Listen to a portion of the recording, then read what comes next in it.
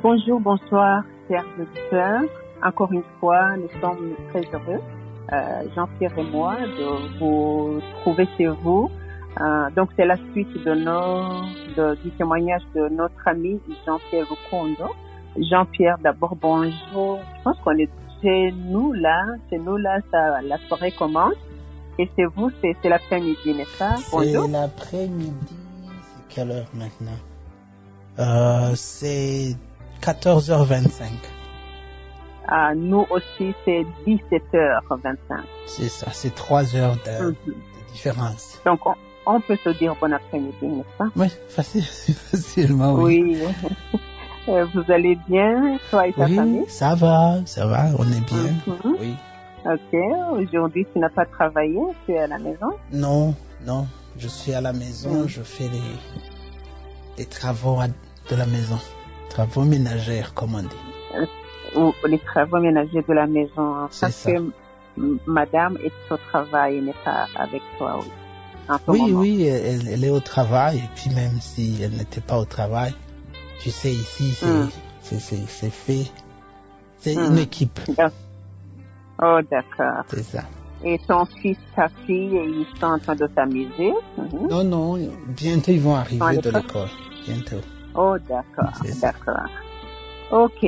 Alors, le Jean-Pierre, avec qui nous sommes en train de jaser, vous savez, la semaine passée, il nous a parlé de choses très importantes sur ce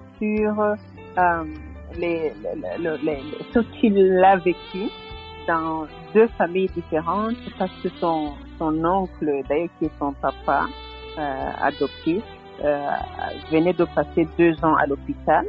Et on a conclu en disant que c'est à cette période où Jean-Pierre il était devenu un adolescent, il allait à l'Athénée pour le secondaire. Alors, Jean-Pierre, nous attendons qu'est-ce qui s'est passé pendant cet âge d'adolescence à l'Athénée avec un autre monde auquel tu n'étais pas habitué. Comment c'était? Merci beaucoup. Vous savez, être adolescent, c'est un âge qui est un peu difficile, mais aussi c'est un âge où on veut savoir réellement qui on est. Même ceux qui ont des familles bien construites, ils veulent savoir d'où on vient. C'est ça. Alors moi, c'est dans cette période où j'ai vu qu'il y avait une crise d'identité en moi.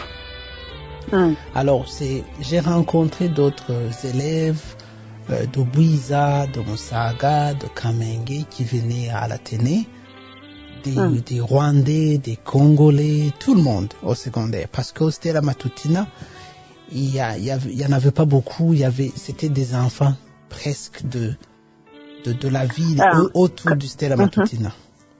Et quand tu dis des Congolais, des Rwandais, des Burundais, toi tu te plaçais où? Tu ne savais pas que justement, tu étais burundais? Je mentionne ça parce que je savais que ma mère était burundaise.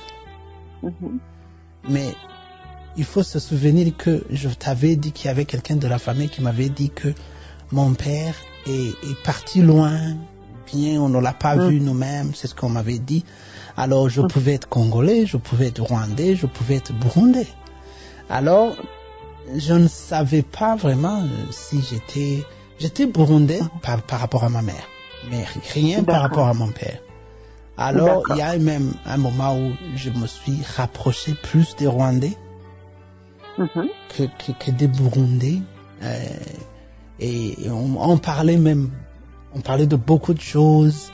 Et heureusement, j'ai eu quand même l'idée d'être toujours calme et de rester Burundais. De rester Burundais. C'est ça. Alors, c'est là où je ne sais pas si je l'avais dit la fois passée, j'étais en 8e, c'est là où j'ai décidé, avec un ami, nous avons planifié que l'été qui s'en venait, je devais aller voir où ma mère habite. Alors, j'ai demandé à mon oncle, j'ai expliqué ce que je voulais, alors j'ai vu où ma mère habitait. Et là aussi, je peux résumer un peu parce que on l'avait mentionné la fois passée. Là, c'est là où j'ai commencé à être en contact. C'était la première fois que tu allais là où ta mère habitait, n'est-ce pas? Oui, c'était la première fois. En 8e. En 8e. Et là, je ne sais pas, je peux pas te dire pourquoi. Même maintenant, je peux pas te dire pourquoi j'ai pas eu l'occasion d'y aller, alors que c'était même pas loin.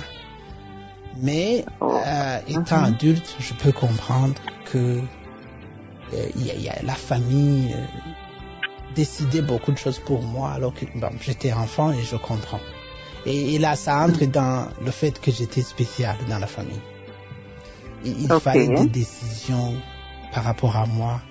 Comment on va gérer ça? Il y avait tant de choses à gérer par rapport à moi. Alors, j'ai vu là où ma mère habite avec ses enfants et sa famille, son mari. Une belle famille, très gentille. Tout le monde était bien. La seule là où ta mère était mariée? Oui. Tu as aimé cette famille-là? Oui, j'ai beaucoup aimé parce que j'avais dans mon cœur le désir d'avoir une famille que je vois partout. Moi, qui étais seul à la maison avec mon oncle, qui ne se déplaçait pas, ça ne me dérange pas, je l'aidais beaucoup, mais j'avais envie d'être dans une famille où il y a du plaisir, comprendre comment les autres enfants vivent avec leurs parents. C'était l'engouement de chercher ce manque-là. Oui, je me rappelle que tu as dit que des fois, tu étais devenu distrait, tu faisais des dessins. C'est ça, je m'exprimais comme ça. Et même maintenant, ça m'a... Une famille, c'est le noyau de tout, c'est l'église. C'est important. Il faut divorcer ou se chamailler dans la maison. Essayons de faire de nos mieux pour ne pas y arriver. Parce que tu détruis ta famille, tu détruis ta progéniture. C'est ça. Grand-père, grand-mère, tu verras tes enfants faire la même chose. Alors, j'étais quelqu'un qui était passionné par les familles. J'avais même 2 familles. C'était mon exemple. Parce qu'il y a la paix, on riait, j'aimais ça. Alors, la seule chose que j'ai pu constater où j'ai pas aimé ça, peut-être, c'est parce que je ne savais pas que mes frères savaient que j'étais leur frère ou sœur. Donc, aimer les sœurs. Ils ne le savaient pas. Je pense, oui. Ils savaient pas. Alors, j'étais peut-être le cousin, ou bien c'était pas tout le monde, parce qu'il y a d'autres qui étaient trop petits, mais je pense que les 3 premiers ne savaient pas réellement qui j'étais. Ce qui veut Donc, dire... c'est ta mère qui est leur frère aîné, n'est-ce pas? Oui, ce qui veut dire que l'autre... Parce que ça se comprend, madame. Je n'ai jamais été là. J'ai jamais visité cette famille. Alors, c'est-à-dire que même dans les conversations familiales, je n'étais pas inclus parce que j'étais pas là. Je suis allé là-bas quand j'avais 18 ans. Alors là, c'est compréhensible que j'étais pas dans leur conversation quotidienne. Et ça, je comprends. Quand tu nous l'as dit, je pense qu'il y a une question que je t'ai pas demandé. Le papa, la femme le mari de ta maman, comment est-ce qu'il te traitait? Est-ce que c'était quelqu'un de gentil? Oui. Il est toujours en vie ou il est parti? Non, il est parti, mais c'était quelqu'un que j'aimais beaucoup, parce que je regardais beaucoup. Parce que ce que j'ai aimé, c'est que c'est pas quelqu'un qui battait les enfants aussi. Par contre, il priait. Et chaque soir, il priait et il amenait les fautes que les enfants ont fait.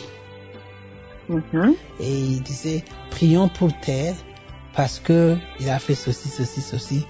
Seigneur, aidez cette personne pour qu'il ne recommence pas. Ben, c'est un vrai chrétien. Est-ce que tu connais l'histoire de Job dans la Bible? Job, c'était vraiment un homme pieux, un homme vraiment, Dieu était fier de lui. lui aussi, il craignait l'Éternel, mais il avait des enfants là qui aimaient, vraiment des enfants mondains, hein, et qui étaient en risque. Des enfants pouvaient avoir tout ce qu'ils voulaient, hein. Disons, c'était des enfants qui n'étaient pas disciplinés, hein. Ouais. Et puis, lui, Job, chaque matin, la Bible dit qu'il allait devant l'Éternel pour demander pardon à toutes les fautes de ses fils et filles.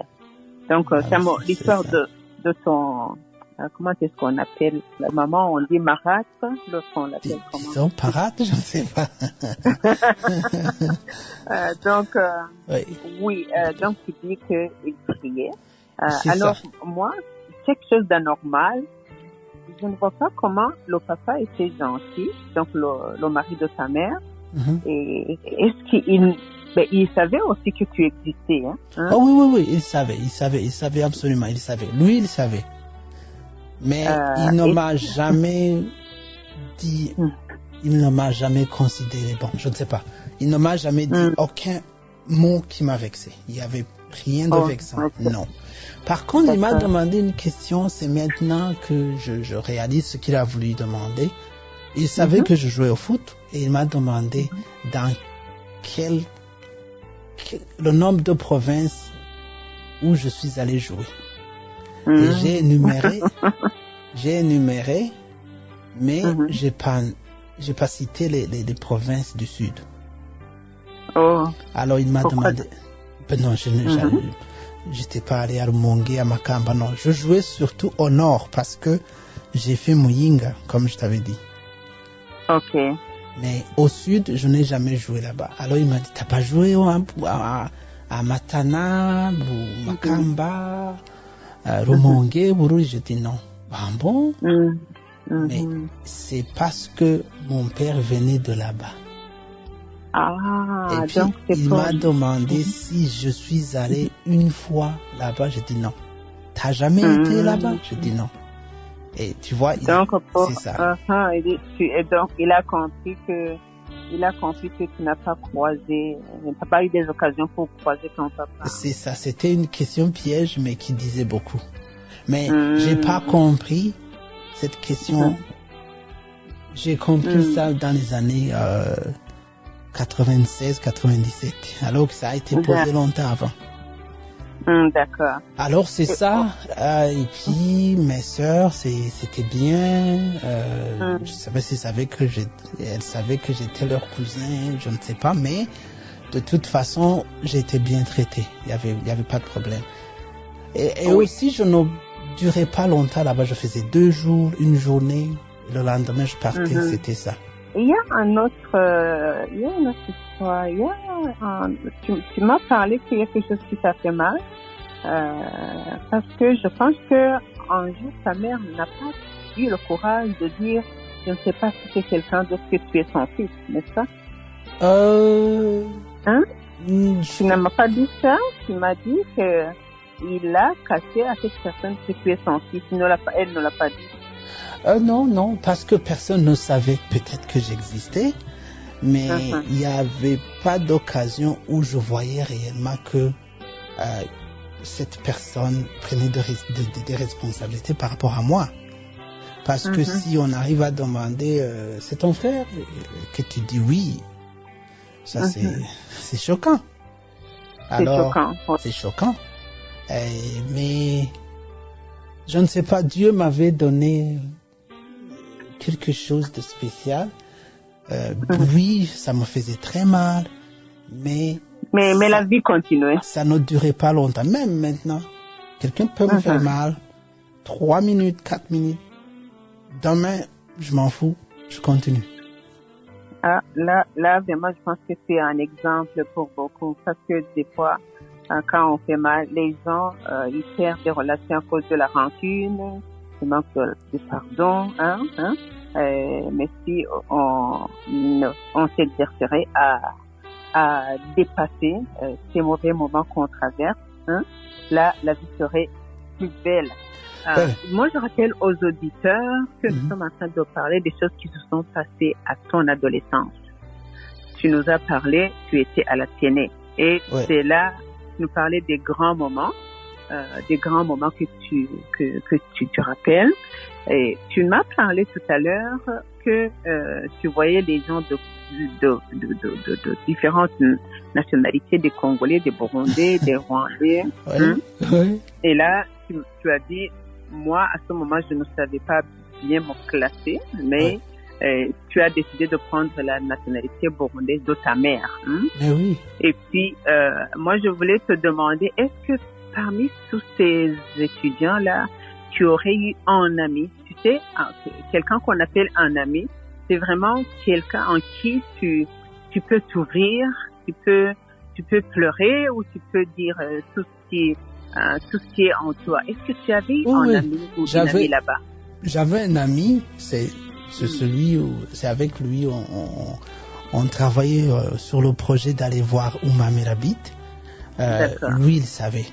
Et puis. Et il gardait secret pour toi? Oui, absolument. Il disait rien, il me disait quoi faire. Et puis il m'a écrit une lettre pour me demander comment ça s'est passé. Non, il était bon. Et puis, tu sais, dans l'adolescence, souvent c'est l'âge où on commence à sentir le poids des transformations physiques et biologiques. Et avec mes amis, je voyais mes amis avoir des copines. Plus âgés que toi ou du même âge? Autour de même âge, presque, peut-être 1 année ou 2 ans au moins. Mais c'était autour de 18 ans, 20 ans, 17 ans. Alors, on me poussait à avoir une copine aussi. Et puis, j'avais peur. Je pouvais avoir une amie à qui je peux parler, mais ce n'était que parler. Je ne pouvais pas avancer. Et souvent, on me disait, toi, tu es bête, tu n'avances pas. Mais ils ne savaient pas ce qui était en moi. Alors moi, j'avais peur. Je voyais que si je faisais ce qu'il faut faire, je vais avoir un enfant. Alors, c'était un grand non. Alors, donc, le fait que tu es né comme un accident, tu ne voulais pas commettre la même erreur que c'est de tes parents. Hein? Et ça m'a freiné pendant des années. Des années. C'est ça. Alors, il y a même des gens il y a quelqu'un qui a dit à ma famille, à ma femme, j'ai dit, hey, ton mari là, je ne savais pas qu'il allait se marier. Parce qu'il a observé cette anomalie en toi. Tu avais peur des filles? Pas vraiment, non. J'avais pas peur des filles, mais disons que je ne concrétisais pas. C'est ça. D'accord. Voilà. Mais sinon, j'avais pas peur des filles, non. Seulement, je pensais si j'arrive à avoir un enfant, ça sera la mort pour moi. Je peux pas. Mais Dieu t'a protégé, cette peur t'a protégé. Cette peur t'a protégé parce que, tu sais, les moments que nous traversons, il y a cet aspect de copinage qui vraiment qui a fait des ravages dans beaucoup de jeunes. Hein. Oui. Mais moi, je trouve que cette peur que tu avais de pousser loin, ça a été pour toi une protection. Maintenant, tu es un papa, tu as une seule femme, tu n'en as pas deux, n'est-ce pas? Oui. Et je pense que tu es en père fidèle. Hein. Tu n'as pas envie d'aller à gauche, à droite pour tromper ta femme à cause de ce que tu as appris. Hein. Ce que je peux dire sur ça, oui, dans ma tête, c'est déjà carré parce que je ne veux pas avoir d'enfant à l'extérieur. Et quand tu commences à faire ça, tout peut t'arriver. Vaut mieux ne pas le faire. C'est ça. Parce que ça crée des ennuis énormes. D'ailleurs, même à part ça, tu m'as dit que tu es chrétien, Jean-Pierre. Mais c'est ça. On en profite pour parler aux chrétiens. La parole de Dieu nous dit comment. Ça, je parle pas surtout aux chrétiens parce que les chrétiens savent. Ils le savent, mais est-ce qu'ils le vivent là, tous? Tu sais, être chrétien, c'est savoir tes limites, savoir qu'il y a quelqu'un qui te protège, que tu ne vas pas décevoir, mais il y a d'autres qui ne pensent pas que c'est nécessaire ou de savoir s'il y a quelqu'un qui te regarde. Ils s'enfoncent dans ces trucs-là. C'est eux à qui je parle. Parce que souvent, des gens, il y a des chrétiens qui font des bavures, mais au moins, eux, ils peuvent s'asseoir et dire, ah, j'ai péché. Mais il y a d'autres qui savent même pas qu'ils sont péchés, qui pensent que c'est normal. C'est pas normal. C'est ça. C'est ça. Oui, c'est ça. Je disais que les gens pensent, les chrétiens ou non, ils pensent que les choses de Dieu sont difficiles, mais pourtant, la loi divine, elle est là pour protéger l'homme. C'est ça. Elle est là vraiment pour protéger l'homme. Si la parole de Dieu dit aime, parce que Jésus dit, on reconnaîtra que vous êtes les chrétiens, que vous êtes mes disciples, lorsque vous vous aimerez. Et là, on parle d'une manière générale, mais on parle aussi à l'homme. Si tu aimes ta femme, bien là, sûr, on reconnaîtra, bien sûr. reconnaîtra que tu es mon disciple. Et ça. à la fin, on dit, lorsque tu respecteras ton homme, ton mari, on saura que tu es ma disciple. Hein? Voilà, alors, tout ça, c'est pas dur, mais quand ça rencontre notre caractère, quand ça rencontre la chair qui n'accepte pas d'être changée par la parole de Dieu, alors là, c'est les semailles de tous les jours. Et l'homme, il pense que parce que la femme n'est pas comme ça, peut-être quand il va aller en dehors de sa maison, il va trouver mieux. Et vice-versa, la femme dit, ah, je vais respirer à l'extérieur. Et là, c'est vraiment la catastrophe. C'est vraiment mal, c'est terrible. Tu vois, comme tu dis là, il y a des enfants qui sont nés vraiment à cause de vraiment des gaffes commises par les parents. Et ces enfants sont malheureux toute leur vie. Voilà, c'est ça. Sauf Jean-Pierre qui a accepté d'être vraiment dans le parapluie dans la parapluie de Dieu. Jean-Pierre, toi, vraiment, tu es en protégé. Hein? Moi, je pense que quand tu dis que j'ai accepté d'être sous le parapluie de Dieu, oui, maintenant que je sais.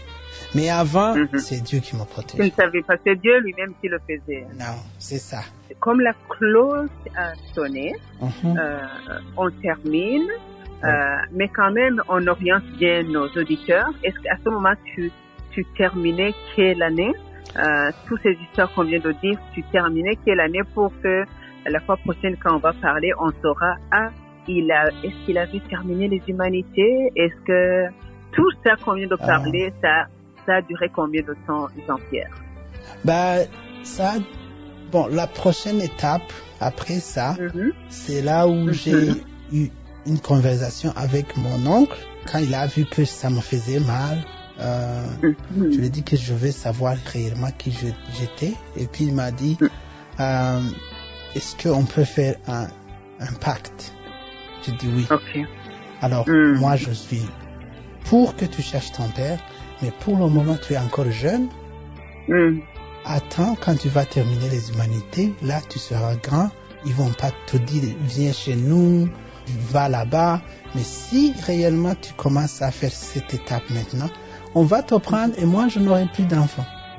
Oh, d'accord. C'est ça. Alors, j'ai fait les études normales et j'ai dû attendre le pacte. J'ai respecté le pacte.